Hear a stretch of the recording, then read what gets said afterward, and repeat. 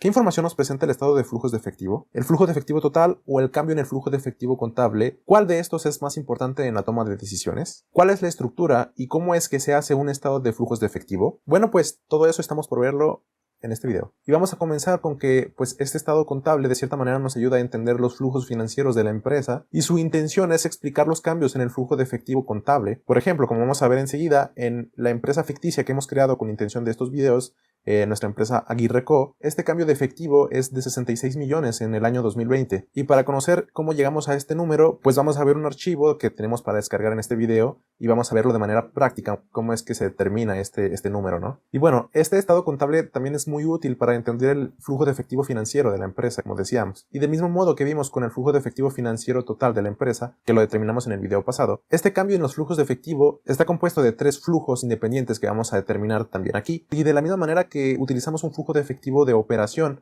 en la estimación financiera del flujo de efectivo total, vamos a hablar de que la primera parte de la materia prima que necesitamos para determinar este cambio en los flujos de efectivo es lo que se conoce como flujo de efectivo proveniente de la operación, que bueno, pues se puede de cierta manera comparar o equiparar al flujo de efectivo operacional que nos proveen las finanzas corporativas, solo que este tiene pues los principios contables, entonces vamos a ver ciertas diferencias que hay entre ambos, pero básicamente lo que nos intenta decir es cuál es el flujo que se genera debido a la actividad primordial de la empresa, ¿no? Aquella venta de productos y servicios a la cual se enfoca de manera principal la empresa. Y ya que determinamos este flujo de efectivo proveniente de las actividades de operación, vamos a tener que hacer un breve ajuste debido a un flujo de efectivo que va a ser proveniente de actividades de inversión. Y para finalizar, otro ajuste más debido a las actividades de financiamiento, el cual se conoce flujo de efectivo proveniente de actividades de financiamiento. Y bueno, vamos a ver poco a poco y paso a paso cada uno de esos 3 determinantes de los cambios del flujo de efectivo contable. El flujo de efectivo proveniente de las actividades de operación o flujo de efectivo de las actividades de operación se determina con, primero que nada, la utilidad neta determinada por la contabilidad. A partir de aquí se le suman los gastos que no representan un flujo de efectivo financiero real, además de ajustar los cambios que ha habido en el periodo de los activos y pasivos circulantes. Y bueno, como resultado de esto tenemos el flujo de efectivo de las actividades de operación. Su determinación más específica y técnica la vamos a ver a continuación,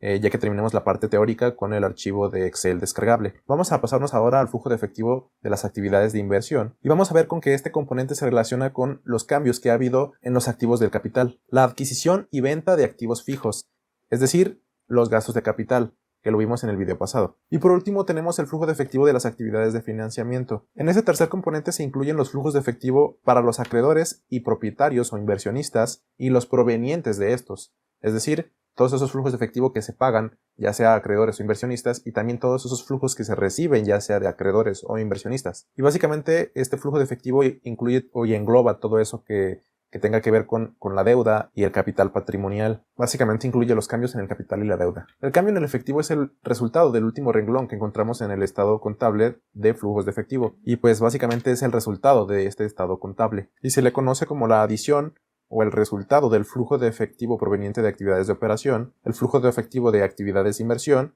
y el flujo de efectivo de actividades de financiamiento. Y bueno, tal como estamos señalando hace unos momentos, los cambios en el efectivo que se determinan por medio de este estado contable son equivalentes de cierta manera al flujo de efectivo total de la empresa, que es una estimación financiera meramente, solamente que tienen la diferencia que pues básicamente uno se determina con base a los principios contables y el otro se determina con base a los principios financieros. Ya hemos hablado de la diferencia y ciertos problemas e interpretaciones que podemos determinar debido a la diferencia de esos dos principios en otros videos. Y por ejemplo podemos ver que el flujo de efectivo de las actividades de operación comenzamos con lo que es la utilidad neta, a diferencia del flujo de efectivo operacional financiero, que pues empezamos con la utilidad antes de intereses e impuestos y después se hacen ciertos procesos determinantes correspondientes a la aplicación de los principios de cada uno. Y una de las diferencias principales que tenemos de ambos procesos y ambos flujos o ambos datos conclusorios, podríamos decir, que es la participación de los intereses pagados. Y esto es debido a que la contabilidad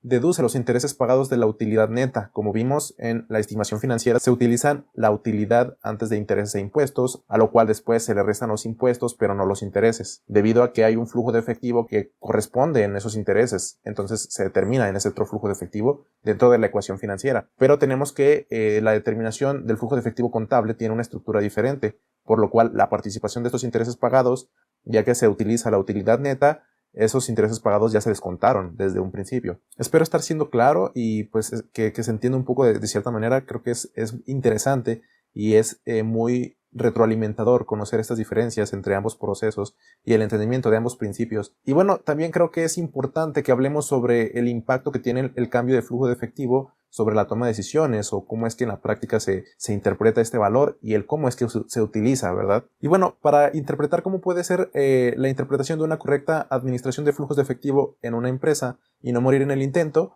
vamos a hacer la interpretación de que, por ejemplo, de manera hipotética, digamos que conocemos las bases del funcionamiento de los flujos de efectivo de la empresa. O sea que conocemos las matices y sabemos cómo es que funcionan los flujos de efectivo y qué es lo que es cada cosa, ¿no? Digamos que lo conocemos muy bien. De manera personal, esto es como yo lo entiendo. Así que, bueno, digamos que en cada industria hay ciertos matices, hay ciertas maneras de hacer las cosas, de entender las cosas, que pues bueno, todo va acorde a la naturaleza de esa industria, ¿verdad? Sabemos que hay muchas industrias y cada una es muy diferente a las otras. Entonces imaginemos que estamos en la industria, por ejemplo, de las limonadas, y que conocemos cómo es que funciona la industria de las limonadas. Llevamos tiempo en esa industria y sabemos cómo es que se entiende y qué es lo que debería de tener una buena empresa de limonadas. Y bueno, pensemos que queremos hacer una expectativa a los inversionistas, por ejemplo, y que queremos que el flujo de efectivo de las actividades de inversión sea muy grande y que, bueno, debido a esto, pues sea benéfico para nosotros, como queremos llamar la atención y ser atractivos para inversionistas. Digamos que para nosotros sería benéfico incrementar ese flujo de efectivo de las actividades de inversión, y que debido a que ya conocemos las matices y el funcionamiento de los flujos de efectivo, podemos tomar o podemos hacer ciertas prácticas o poner en marcha ciertas estrategias que nos ayuden a obtener ese objetivo. Algunas de estas inclusive pueden ser poco éticas, pero debido a pues ciertas prácticas podemos tratar de hacer que la naturaleza de un flujo de efectivo cambie a otra, por ejemplo, ¿no? Dentro de los 3 pilares que hemos hablado, que es el de operación, de inversión y de financiamiento, pues podemos tratar de hacer ciertas estrategias, ciertas prácticas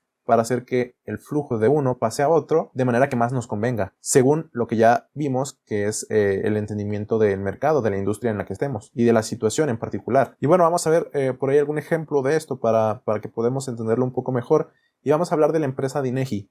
La empresa de INEGI es una empresa que se dedica a proveer servicios de electricidad en Estados Unidos. Literal, provee energía, ¿no? Es una empresa energética. Y resulta que pues a INEGI se le acusó de llevar a cabo varias transacciones complejas de ida y vuelta en busca de un beneficio concreto. Estas transacciones básicamente consistían en vender algunos recursos naturales a otra empresa y de manera casi que inmediata comprarlos de vuelta. Estas transacciones inclusive eran de las mismas cantidades. Por ejemplo, a un cliente le vendía $100 de recursos y de manera inmediata se los compraba de vuelta por los mismos $100. Y bueno, básicamente esto lo que es, y como se le conoce, son transacciones fantasmas, son transacciones irreales. En realidad no hubo un intercambio de bienes, pero lo que se estaba buscando con estas prácticas era que la captura de manera contable, y debido a los principios contables de los que hemos hablado anteriormente, se generara una interpretación inflacionaria y real. Es decir, se estaba inflando un flujo de efectivo que en realidad no había sucedido de manera orgánica, sino que se había hecho con la intención de precisamente generar esa captura de esos flujos, y como resultado tenemos que se llega a inflar este flujo, ¿no? Esta interpretación o este flujo de efectivo, en este caso el operacional. Y bueno, en este caso de INEGI, el problema resulta a la hora de la captura de estos flujos de efectivo de los cuales se le estaban acusando. Y pues es que como tal, a la hora de interpretarlo como un flujo de efectivo proveniente de actividades de operación, esas actividades de operación se empezaron a inflar e inflar e inflar, dando una sensación falsa de que sus actividades tenían un auge enorme y buscando llamar la atención de inversores e incrementar el valor de la empresa por medio de estas prácticas. Y bueno, la administración de los flujos de efectivo se basa, y tal cual vimos en este ejemplo, de tratar de inflar los flujos de efectivo de operación y registrar los flujos de salida de ese efectivo en un rubro diferente, que no sea el de operación, porque en caso de que así sea, pues el flujo suma y resta quedaría igual. En otras palabras, los flujos de efectivo se pueden capturar en cualquiera de los rubros, sabiendo utilizar lo que dijimos hace rato, que es entender eficientemente cuál es la naturaleza de los flujos de efectivo, pero esos flujos de efectivo no se pueden incrementar, por así decirlo, mágicamente, sin haber generado un valor real en el mercado.